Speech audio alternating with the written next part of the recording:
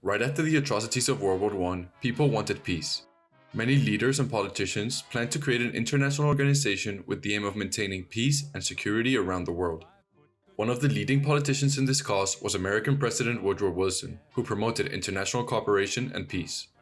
In particular, Wilson had a significant role in founding the League of Nations, which would award him the Nobel Prize in 1920.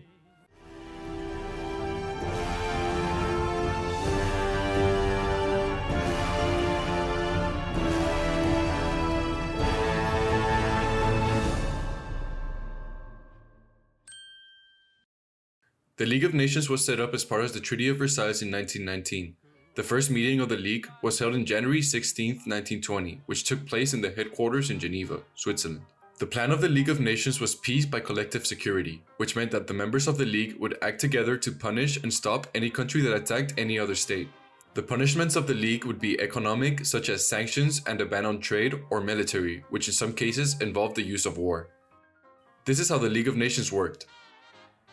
The Council was composed of representatives from permanent and non-permanent members, elected for 3-year terms. The Assembly was the main body of the League, comprised of representatives from all member states. It met once a year and had the power to make recommendations on a range of issues, from economic and social progress to disarmament and peacekeeping. The Assembly had little real power compared to the Council. The final body was the Secretariat, which was responsible for carrying out the day-to-day work of the League and was headed by the Secretary General. The Secretariat was responsible for preparing reports and documents, carrying out investigations, and maintaining contacts with members and international organizations. The League of Nations was also supported by a number of technical and administrative services, including international organizations, a library, and a research section. When the League of Nations started, it was composed of 41 member states. At first, it was expected that one of those members would be the United States, which was supposed to be leading the League of Nations, but disagreements between President Wilson and the US Senate meant that the United States would never join the League. The main council was composed of 4 permanent members, which were the British Empire, France, Italy, and Japan. This also included Germany, which joined in 1926, and the Soviet Union, which joined later in 1934. The League was responsible for several organizations, many of which still exist today as part of the United Nations. Some of these included the Refugee Organization, which helped victims of war, the International Labour Organization, which improved working conditions, and the Health Organization, which encouraged systems to improve healthcare. During the 1920s, the League made some progress in solving arguments between small countries. Here are some conflicts and problems solved by the League. In 1920, Finland and Sweden found themselves in dispute over the ownership of the Åland Islands, a group of islands located in the Baltic Sea. These were ceded to Finland when the country declared its independence from Russia in 1917. However, Sweden claimed that the Åland Islands should be part of Sweden. This claim was based on historical ties and the fact that the island had a majority Swedish-speaking population. In response to the dispute, the League of Nations was called upon to act as a mediator. The League determined that the Åland Islands would remain part of Finland, but with certain special privileges for the Swedish-speaking population, solving the conflict. Later in 1922, the League of Nations played a key role in rescuing Austria from a financial crisis that caused high levels of unemployment and inflation. The League helped by providing financial assistance, international loans, and economic reforms, including a new currency and a new central bank. The League also solved various conflicts surrounding Greece. One of them was a dispute over the Greek island of Corfu, which was invaded after the death of some Italian diplomats. In 1923, the League negotiated a compromise between Italy and Greece, which saw the withdrawal of Italian troops and a compensation for the victims. Later in 1925, the League of Nations was able to prevent a war between Greece and Bulgaria over border disputes.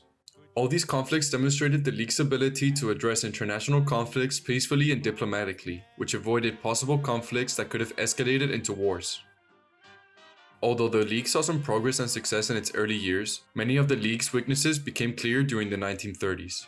In 1931, Japan attacked the Chinese province of Manchuria, as it was of vital economic and strategic interest. The League of Nations was called upon to address the crisis. However, the League's response was slow and inadequate, due to a lack of support from the major powers as they were focused on their national interests. Many of the powers also had essential trading ties with Japan, which led to disagreements on sanctions and bans.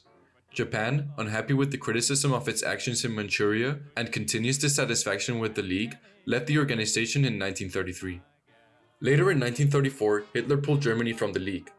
This caused trouble for international peace, as Germany later pursued aggressive foreign policy and territorial expansion, which the League could do nothing about. Finally, in 1935, Italy invaded Abyssinia, in present-day Ethiopia.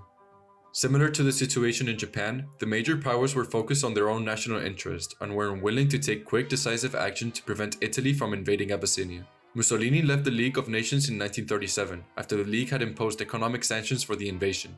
After this crisis, the League was not taken seriously anymore. Why did the League of Nations fail? Many historians argue that the League was doomed from the start, with the refusal of the United States to join. With the United States, the League would have had more power and authority, which would have been of great help when dealing with conflicts. The League also lost other powerful countries such as Germany, which didn't join until 1926, and the USSR, which was excluded until 1934, by which Germany had already left. The most powerful states in the League were Britain and France, who did not trust each other and often disagreed on how the League should work. The fact that the Council had to make unanimous decisions made it even harder to implement fast and decisive action. Collective security did not work. The League's powerful countries were more concerned with their own interests than the League. The organization also had a lack of military power, as it didn't have any army and the countries were too reluctant to use their own militaries.